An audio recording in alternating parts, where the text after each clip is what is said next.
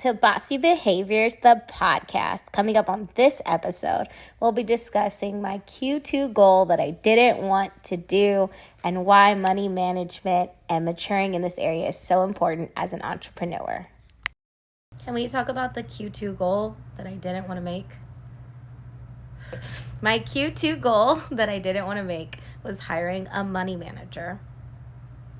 Yeah, a money manager, and I'm going to tell you why. Although I am an influencer, I'm also a consultant, and I run several different operations.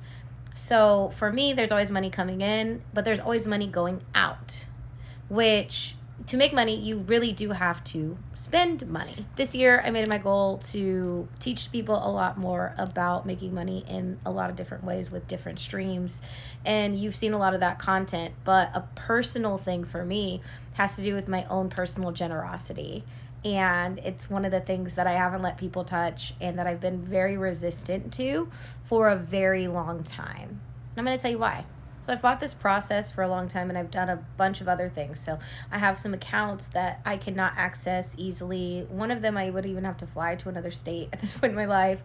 Have the other person to sign with me to even access the funds, okay? There's a few ways around that, but it won't happen quickly. It's going to take 30 to 60 days to access that, right? And so I was very wise in that season to have disbursement accounts and other things that my money went into that I would not be able to access it. But I love and live by the principle of sowing and reaping and generosity. And so the money that comes in maybe monthly or weekly sometimes, it's kind of up for whatever I feel like Holy Spirit is saying or whatever I feel like doing it sometimes. Yeah, not the best way to run things. So when I was looking at my financials from last year, which people on my team are constantly like, you have to look at it, you have to look at it, you have to look at it, I realized that I gave, not earned, I gave $150,000. Now, some of you may be like, oh my gosh, that's amazing, right? Like, oh, now I see how you could just buy a car in a weekend, or now I see how, no. No, this was like untracked money that I was just giving to organizations. Now, granted, about 75,000 of that went to missions that I do, right?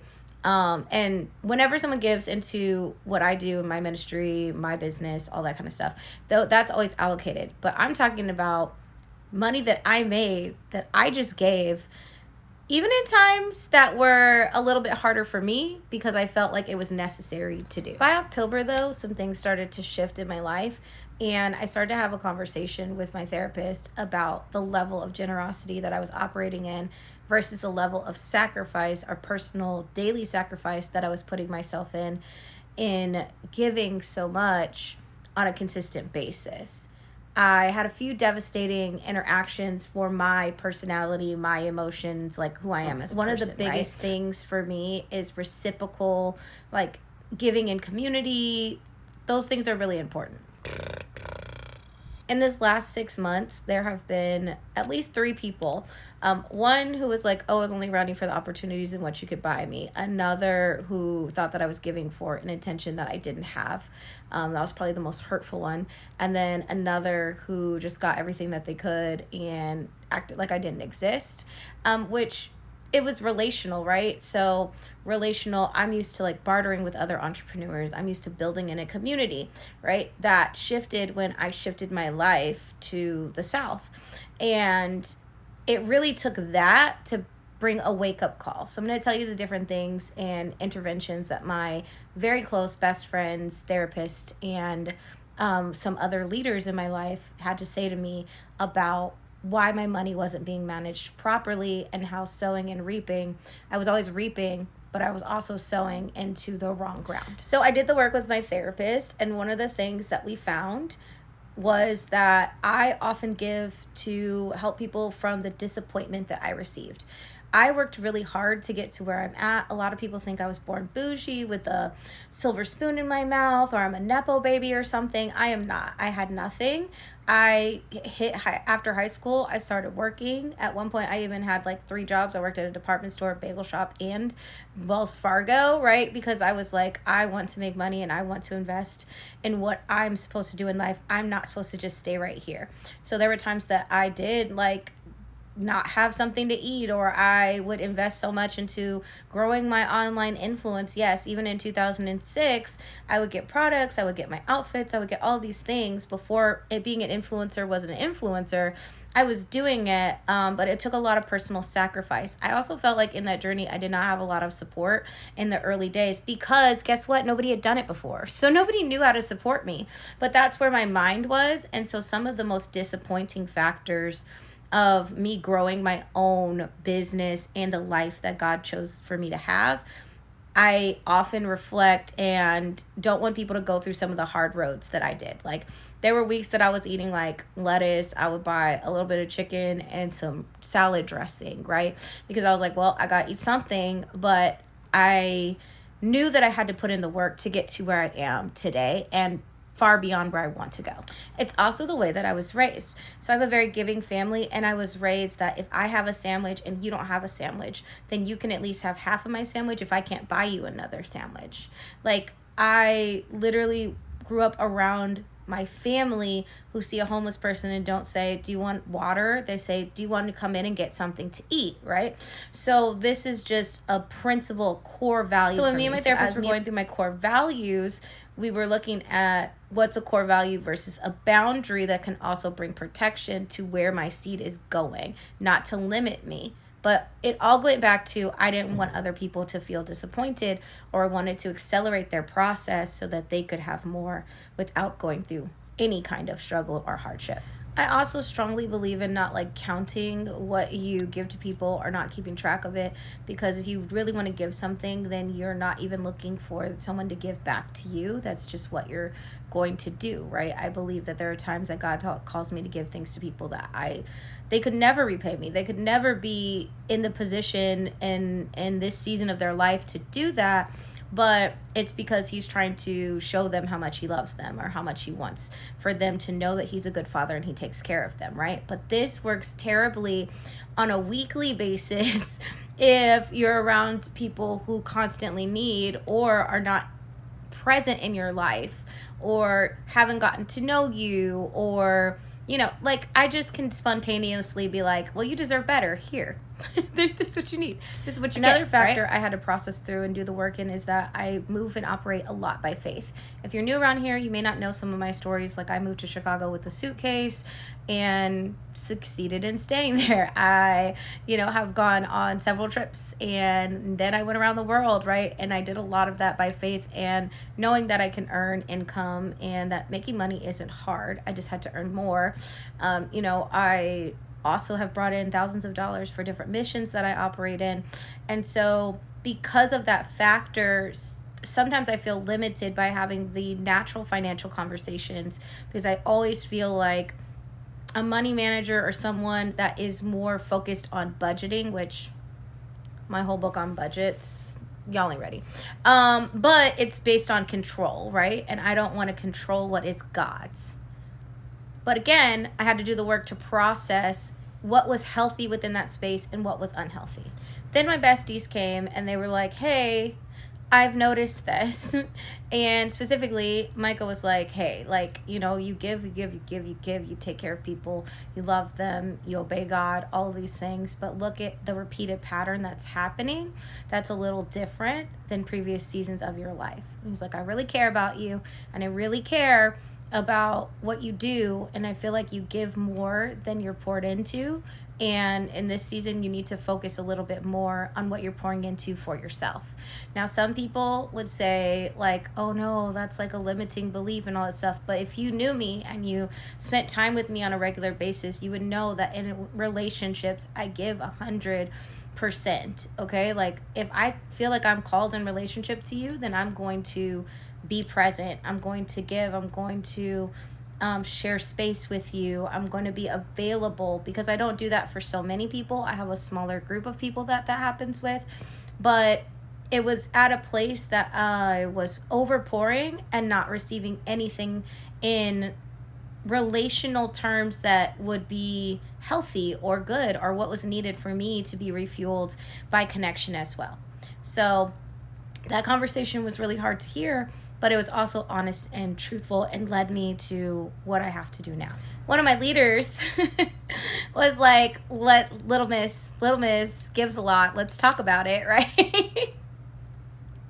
Because I also believe that tithing and giving and, all of that type of stuff, I very rarely ever give at 10% to the organization that I send my tithes to, right? And that's because I'm like, okay, well, if the requirement and the bare minimum is 10%, why would I only give at 10%?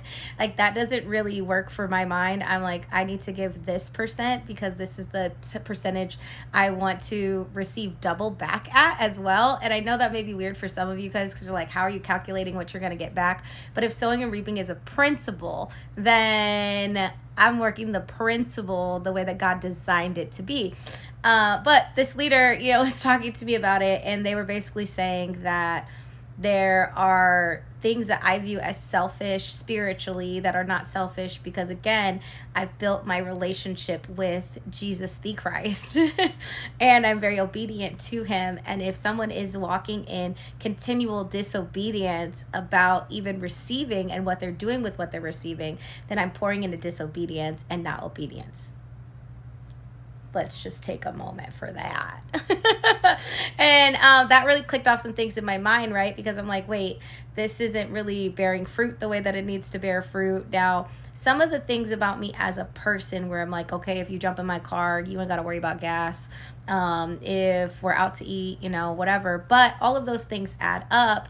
I didn't want to feel like I was sacrificing that side of who I am as a person. So after all these talks and 6 months of a little bit of back and forth, I finally decided that I was going to be accountable to having a money manager. And I want to tell you that that is a decision that I made, and that I don't decide to be accountable to things that I know that I'm not going to hold myself to, or I'm not ready to be accountable. So the 6 month period had a lot to do with the fact that I was like, yo, I'm not ready to be accountable. I will kick and fight. I'm going to rebel against this. Like, it's going to cause me a lot more misery because I have not resolved it in my mind to do it.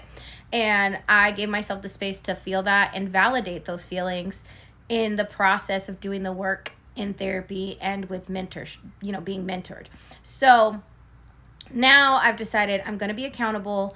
I'm going to create this system with my money manager so that larger purchases in particular are going to have a review process of what I'm sowing or what I'm giving.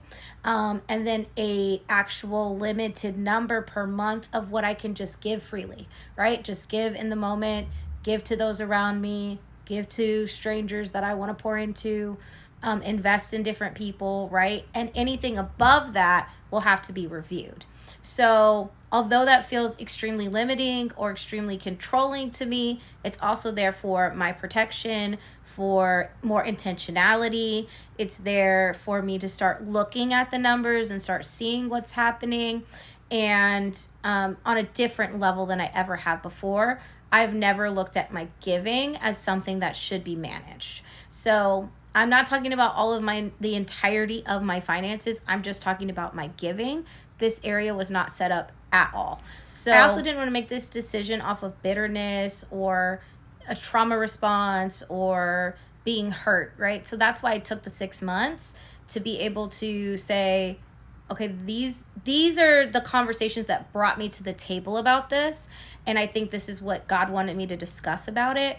But it's not fueled out of hurt, harm, or pain, right? And a lot of times we do that and we switch everything up, or like we cut people off, or like, oh, no new friends, or I can't love you, or I can't, experience this with you in life. No, none of that is what's fueling this decision. What's fueling this decision is intentionality.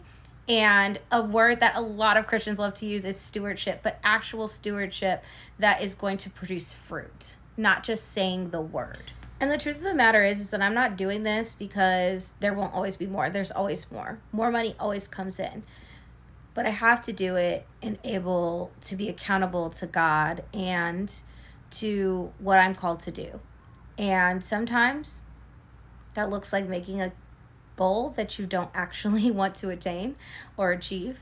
And it takes growing and maturing in the process. I've grown a lot as an entrepreneur, and I have a lot of personal development goals that I've reached and accomplished, but this is one that I didn't want to look at and I didn't want to actually change until I decided to change it. So I hope this encourages you that if you are making a lot of money or you're making a little bit of money and you don't really know what to do with it, to take a look and see. Just look at it, just see, right? And give yourself the time to actually implement what will change. I hope my Q2 goal helps you see something within yourself. If you want to share your Q2 goal with me below, I would love to hear it, because that's on what? Bossy behaviors.